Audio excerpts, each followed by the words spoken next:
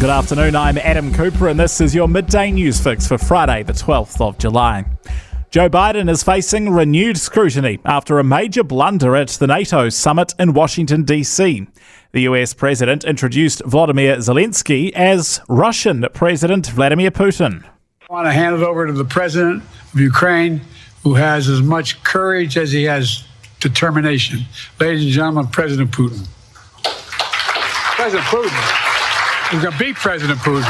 President Zelensky.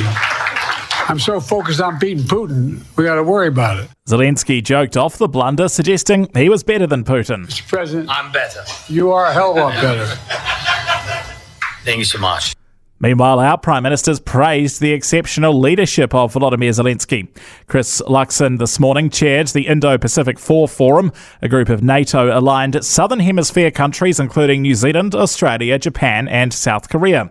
Zelensky joined the meeting, with Luxon saying Zelensky's presence at NATO was critical. We value you being here in Washington alongside the NATO leaders and Ukraine at a time when you need our support.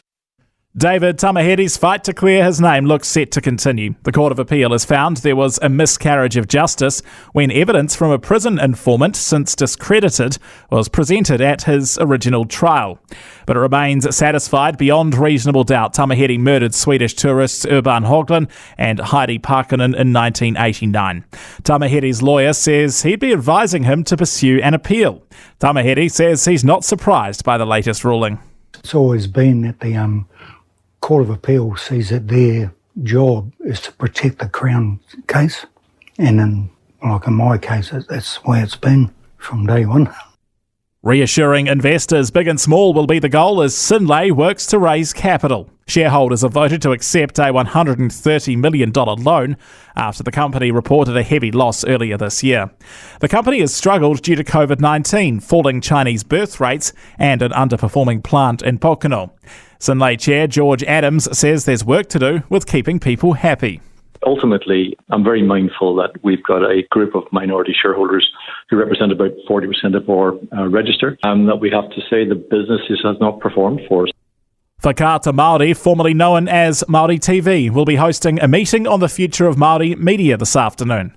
More than 150 representatives from Mii Media organisations will discuss how the sector can adapt for the future. Chief Executive Shane Todema says it's important as Mii Media is set to lose $26 million as funding expires.